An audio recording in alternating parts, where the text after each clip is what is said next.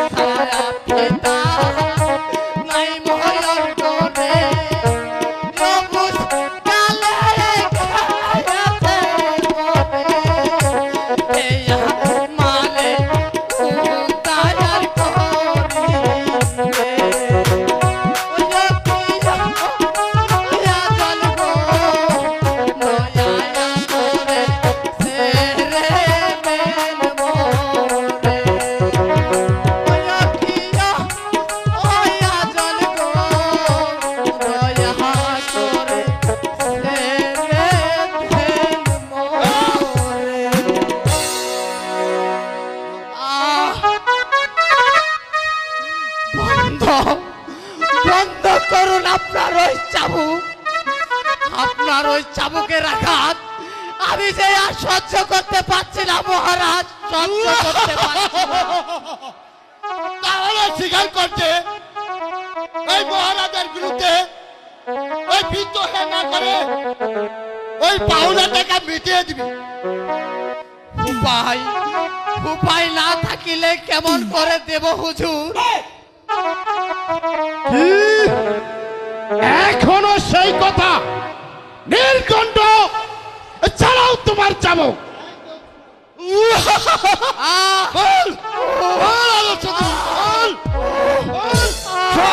সেনাপতি মশাই, বন্ধ করুন আপনার চাবুক। চন্দ্রকান্ত, তুমি এই বিচার ক্ষেত্রে আপনার কুশাসন আমাকে এখানে টেনে এনেছে পিতা। বলুন পিতা, ও কেউ অভাবে চাবুক মারা হচ্ছে কেন? ওই আজ 5 বছর ধরে এই আদর্শ তো দেওয়ার কোনো নামই নাই। উপরস্থ সমস্ত পদাদের আমার বিরুদ্ধে খেপিয়ে তুলেছে। আপনারা নিশ্চয়ই তাদের প্রতি অবিচার করেছেন। আমরা অবিচার করেছি? নিশ্চয়ই করেছেন।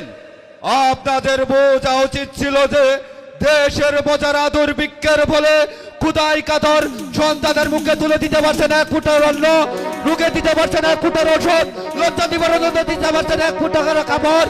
দেশের এই দুজনে রাজস্ব দেওয়ার নির্দেশ চাই আপনার মূল হয়েছে পিতা।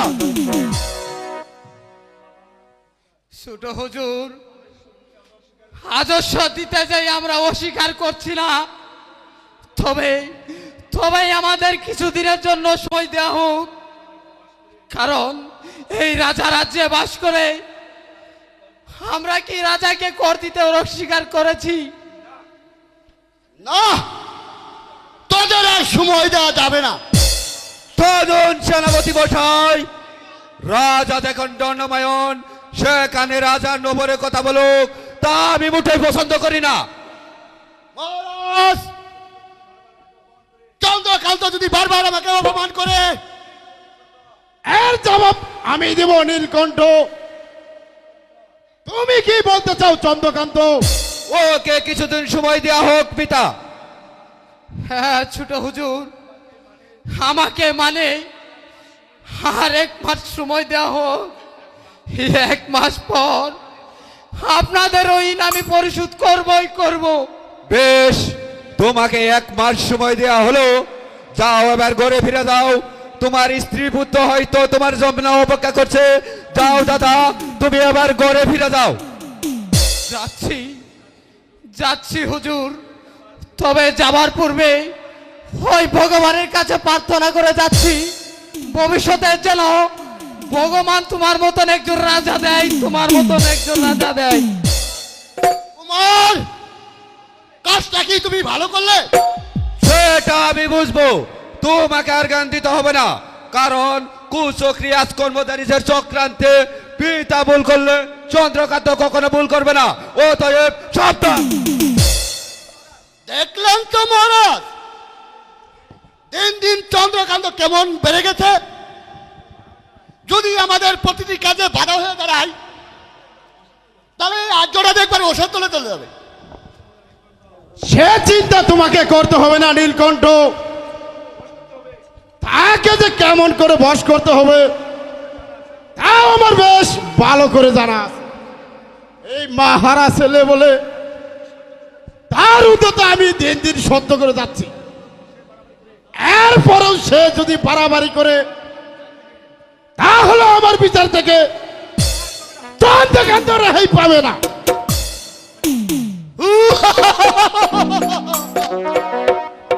আমি ওদের, আমার নাম ওদের নীলকণ্ঠ। তুমি যতই চলো উঠো না কেন, তোমার কিভাবে যে তোমার জ্বলন্ত আগুনে জল ঢালতে হবে তা আমার বেশ ভালো করে জানা আছে। অন্তরে জ্বালা। এই কে আছিস?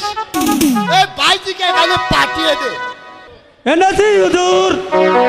এই নাচো, এই নাচে আমাকে আনন্দ দাও। রূপনগরের রাজা, তুমি আজ পাবে সাজা, রাখবো বন্দি করে, এসো না ও রাজা মনের কারাগারে।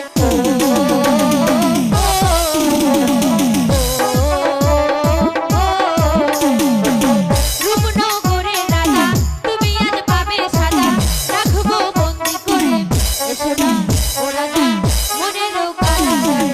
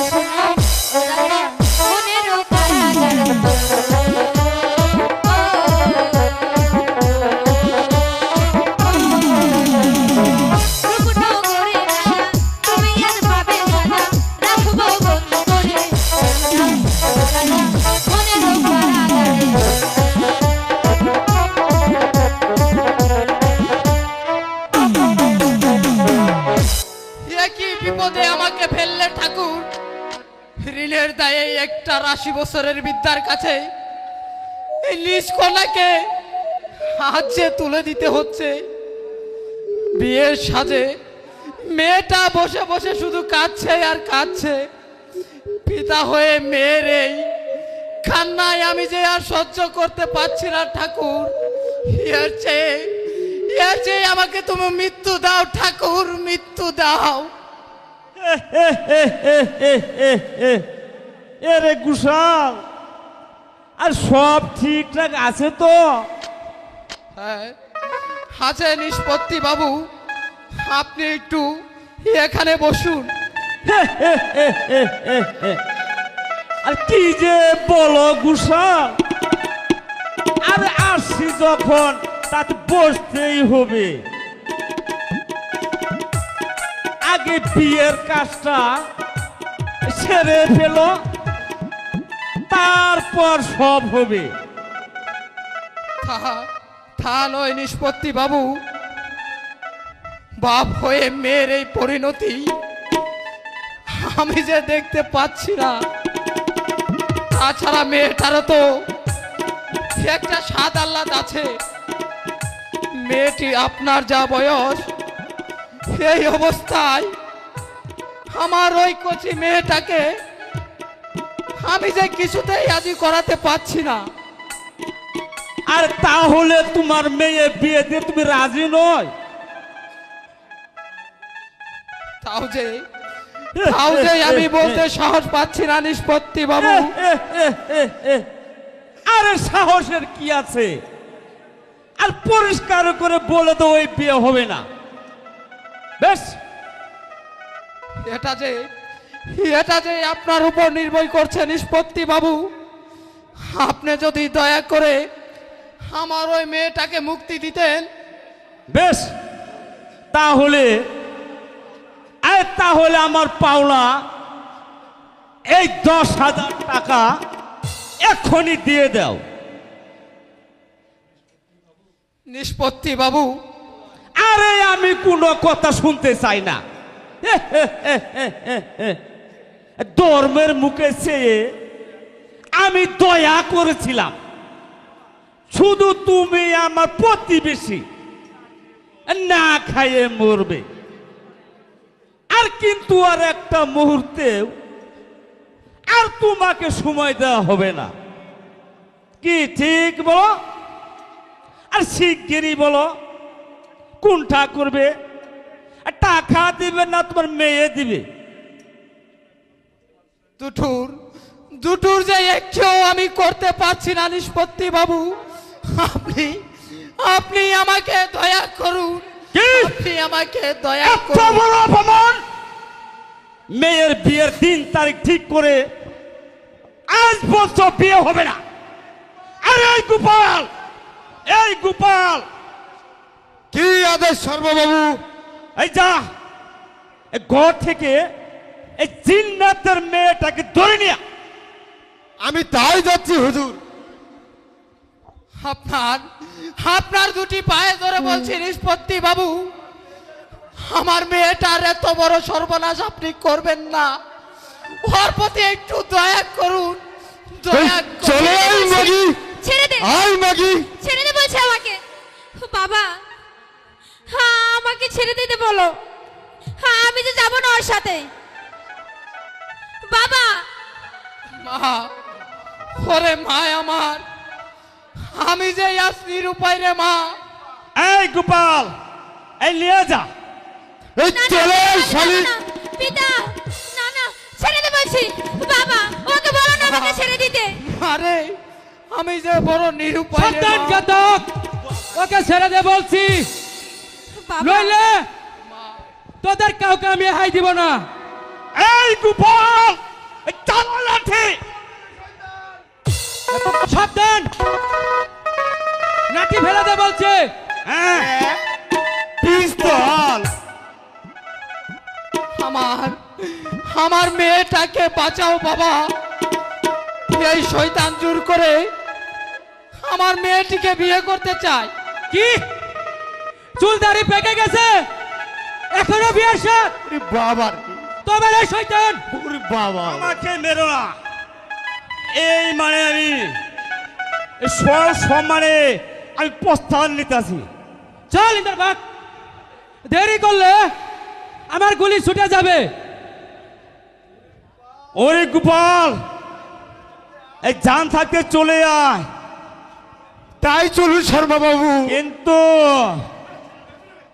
আমি শর্মা বাবু তোমাকে দেখে নিব।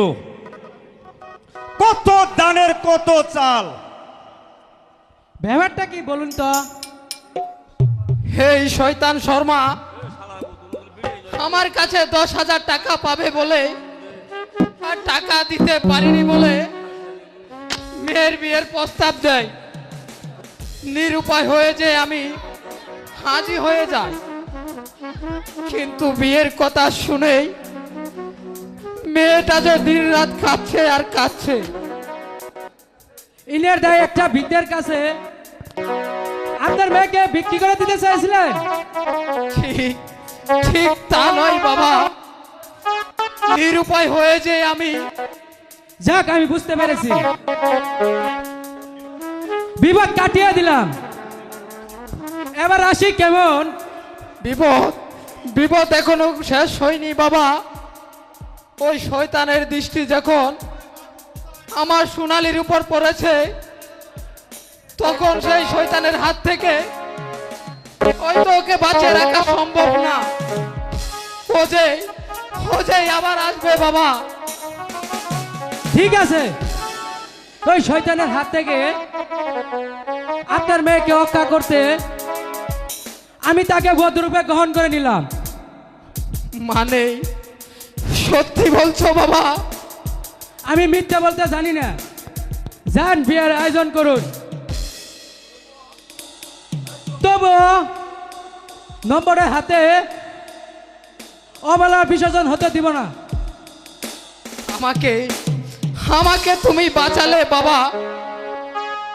আই মা, তোর কান্না ওই ভগবানের কর্ণগোচর হচ্ছে, তাই তো তিনি তোর মুখ পানে চেয়েছে। হাই মা। বাবা, ঠিক আছে বাবা, তুমি যাও, আমি আসছি। সূর্যকান্ত, সোনালি,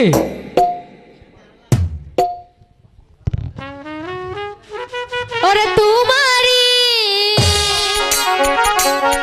পরশে জীবন আমার ধন্য তুমি যে আমার চির আশার আলো, তুমি যে আমার চির আশার আলো। তোমারি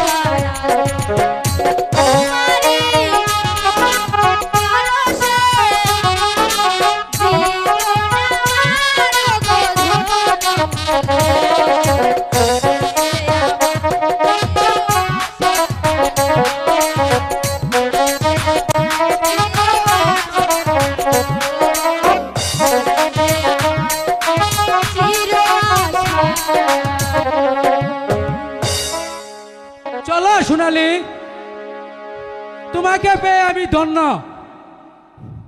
তুমি সত্যি বলছো? তাহলে চলো এবার আমরা ঘরে ফিরে যাই। তুমি যে আমার চির আশার আলো। না, আজ যে এখনো মালা আছে না, তাহলে সে আগ করে বসে আছে। যাকগে, আমিও তাহলে তার সাথে কোনো কথা বলবো না। কেন, প্রেমের আবার রাগ হয়েছে নাকি? রাগ হবে না, তুই এত আসতে দেরি করলি কেন?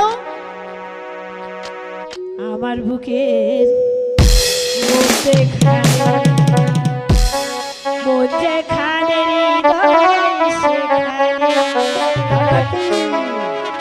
সেখানে তোমাকে আমি রেখেছি কত না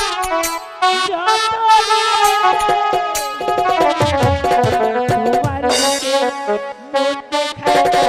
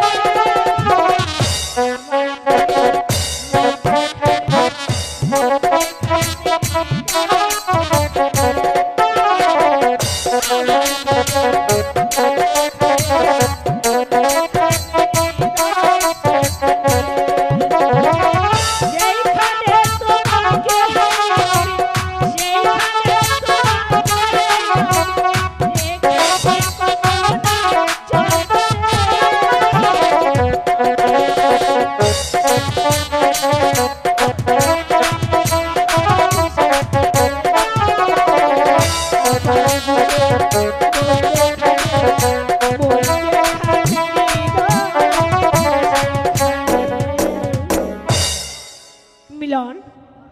মালা, আমার মিলন, জানো মিলন, পিতাজি আমাকে আসতে দিতে চায় না, বলে কি না আমি নাকি অনেক বড় হয়েছি, এ বয়সে নাকি মেয়ে ছেলেদের বাইরে যেতে হয় না। তাহলে আসলি কেমন করে? বাবাকে ঠকিয়ে। এটা আবার কিরকম কথা? হ্যাঁ, আমি বাবাকে গিয়ে বললাম দাদার সাথে আমি বেড়াতে যাচ্ছি। বাবা কি বললো জানো? কি বললে? বাবা বললেন মিলনের সাথে তুই আর কোনোদিন মেলামেশা করতে পারবি না। তবে আরো কি বললো জানো? আমাকে নাকি ওই কাঞ্চনগড়ের জাগিদারের সাথে আমার নাকি বিয়ে দিয়ে দিবে। তুই কি বললি মালা? তোকে অন্য তো বিয়ে দিবে, আর তুই তখন কিছু বললি না? আমি বাবাকে কিছু বলতেই পারি না। না না, তা হতে পারে না। তোকে আমি আমার হৃদয় থেকে কোনোদিনই হারিয়ে যেতে দিব না, জানিস মালা? তোকে ঘিরে আমার কত স্বপ্ন। শুধু কি তুমি, আমিও যে তোমার মাঝে হারিয়ে গেছি। তোমার হাসিতেই যে আমার হাসি, তোমার দুঃখেই যে আমার দুঃখ। তুমি যদি আমাকে চোখের আড়ালে রাখো, তাহলে আমি যেন চোখের আড়ালে মরেই যাব।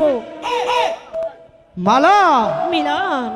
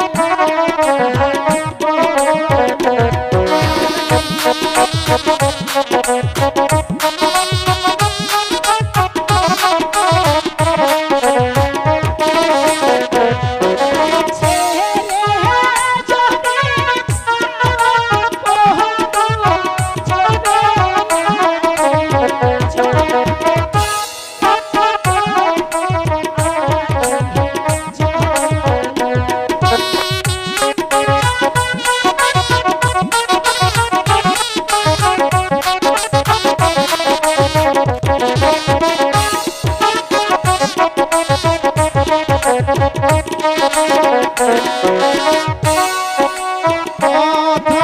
ছিল ওই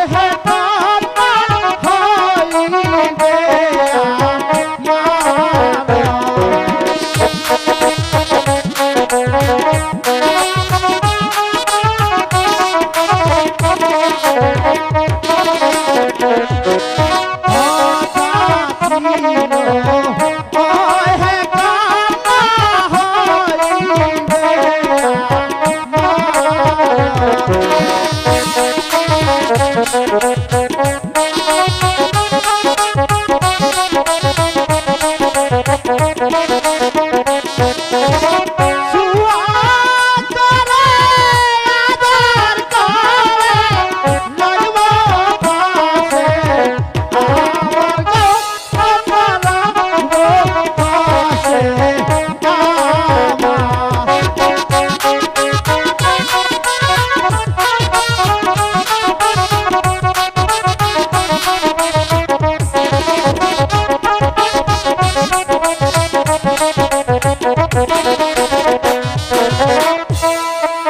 আমার। মিলন, জানো মিলন, তুমি বিশ্বাস করো মিলন, আমি যে তোমাকে ছেড়ে কোথাও যাব না। কেউ যে আমাকে তোমার কাছ থেকে কেড়ে নিতে পারবে না। মিলন মিলন, বাবা, সূর্যকান্ত যে কোথায় গেল বলতে পারে? আজ দুদিন হলো সে যে বাড়িতে আসছে না। আমিও তো কিছু বলতে পারছি না বাবা। ওই দাদা যে কই গেল কিছুই বুঝতে পারছি না। ঠিক আছে বাবা, আমি একবারে শেষবারের মতো খুঁজে দেখে আসি। চলো মালা। ঠিক আছে, তাই চলো মিলন। তাহলে কি আমার সূর্যকান্তের কোনো বিপদ ঘটেছে? আজ পর্যন্ত কোনোদিন কোথাও না বলে যায়নি। তার মা মারা যাওয়ার পর থেকে সারাক্ষণ যে আমার কাছেই থাকতো, কিন্তু এতদিন যাবৎ সে যে বাড়িতে আসছে না, আমি যে বুঝে উঠতে পারছি না, আমি যে বুঝে উঠতে পারছি না।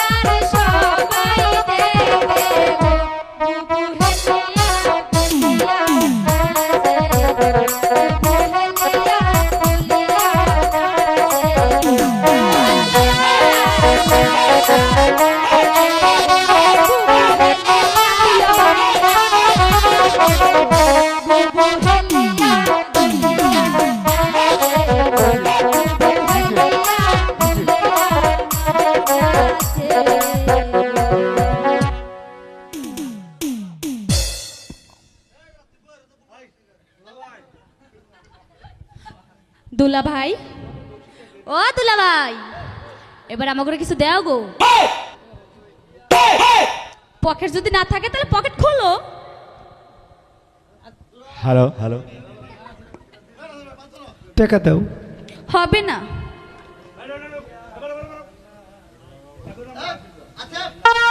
আচ্ছা বুবু, যাই করো বুঝা শুনা কইরো, হ্যাঁ ঠিক আছে। আসি দুলা ভাই। ইসিরে, হ্যাঁ সূর্যকান্ত, সূর্যকান্ত, বাবা এসেছে সোনালি, বাবাকে প্রণাম করি। তোমরা বেঁচে থাকো মা, তোমরা বেঁচে থাকো। বলো বাবা। একই আমি স্বপ্ন দেখছি। কি হলো বাবা? এভাবে যে তুমি বউ নিয়ে বাড়িতে আসবে তা আমি কোনোদিন কল্পনাও করতে পারিনি। জানা নেই শোনা নেই, হঠাৎ করে কোথাকার এক মেয়ে বউ করে এনে তুমি বাড়িতে এসেছ, আমি যে কিছুতেই ভাবতে পারছি না। বাবা আমার অবাধ ক্ষমা করুন বাবা। সোনালীকে পুত্রবধূ মর্যাদা দিয়ে আপনি ঘরে তুলে নেন। ও ঠাকুর, আজ আমার কিছু বলার মতো ভাষা আমার নেই। তোমার হাত দুটো দাও তো মা।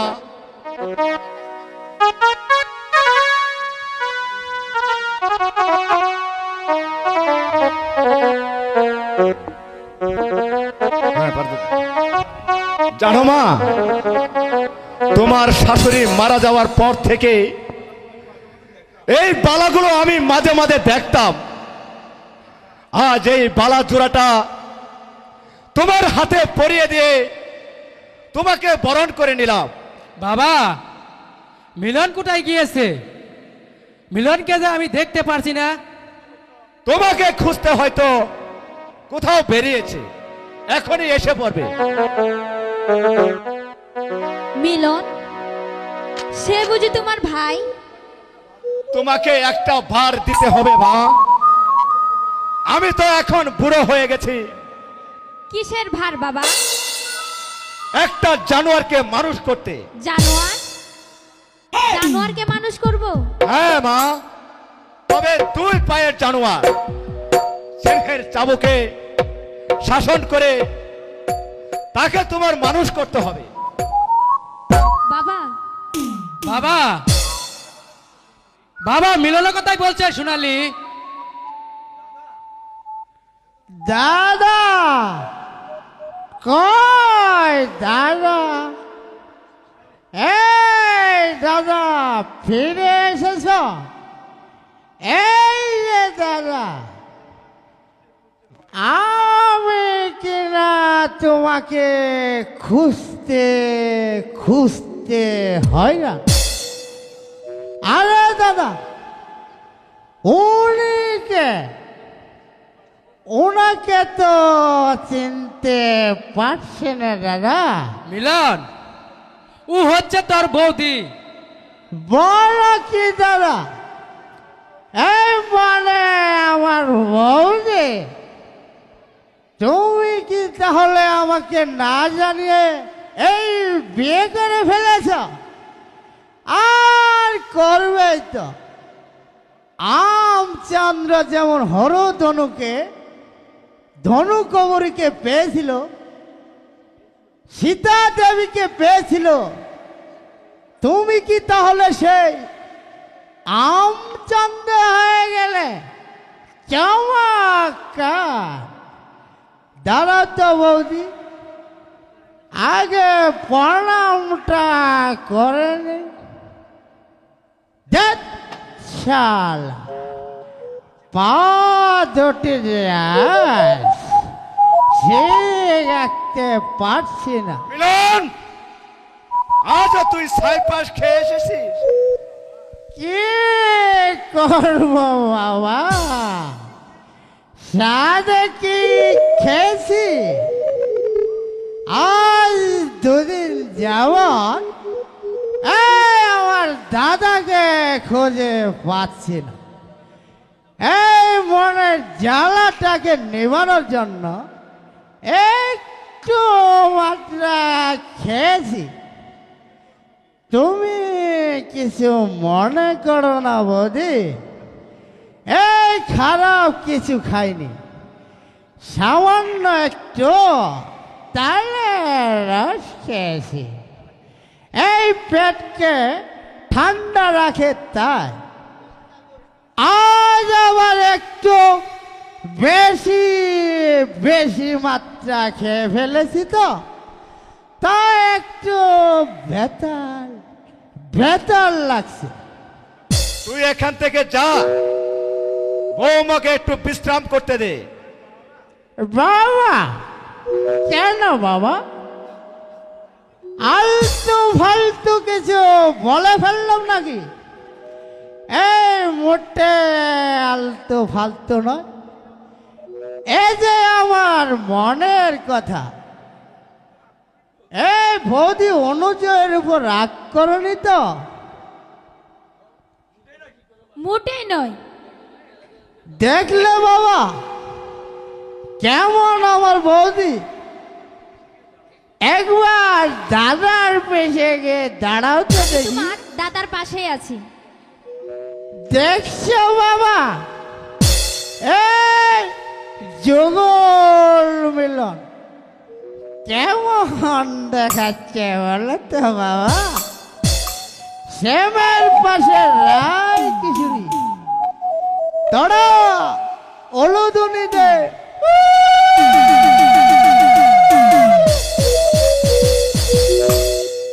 সূর্যকান্ত, এবার বৌমাকে নিয়ে ঘরে ফিরে যা।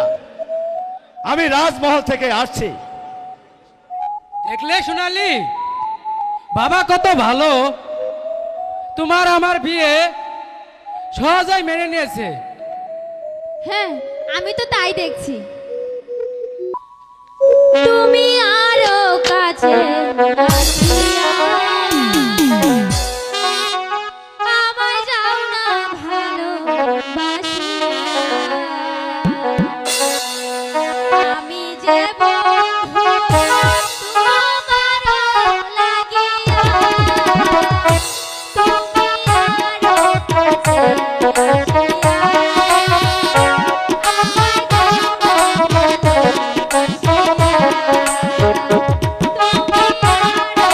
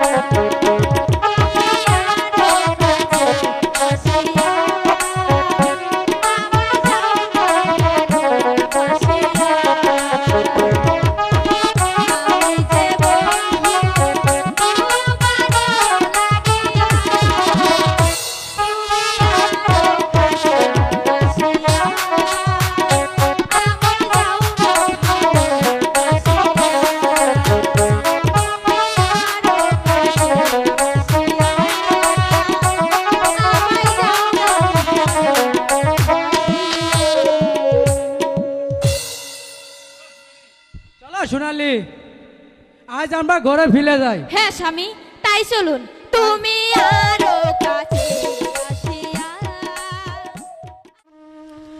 মালা, মালা, এই মালা, এই বটে আমার সাথে চালাকি।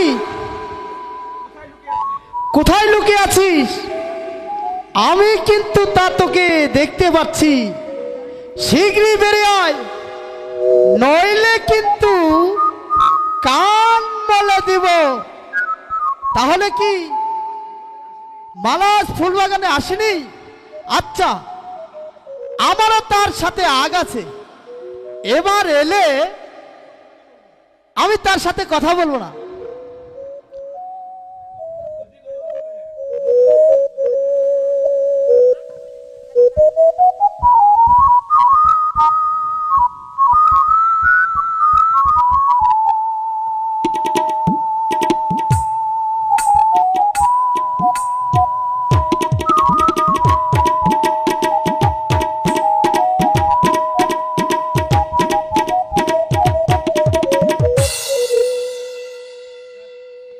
ধ্যাৎ, আজ আমি তোর সাথে কথা বলবো না। কেন, রাগ হলো বুঝি? অন্যায় হয়েছে, এই আমি কান ধরছি, তবুও কথা বলবে না? যা, তোর সাথে আমার আড়ি। আরে বাবা, একটুতেই রাগ? এতক্ষণ তো ওই মুখের দিকে চাওয়াই যাচ্ছিল না। রাগ হবে না? তুমি যে বলেছিলে রোজ রোজ বিকেলে এই বাগানে আমার সাথে দেখা করবে, আজ আসতে এত দেরি হলো কে কন্যা? বাড়ির সমস্যা ছিল, তাই তো আমার আসতে দেরি হয়ে গেছে। চলো ফুল বাগানে গিয়ে ফুলের পরে আমরা বসে বসে গান গাই।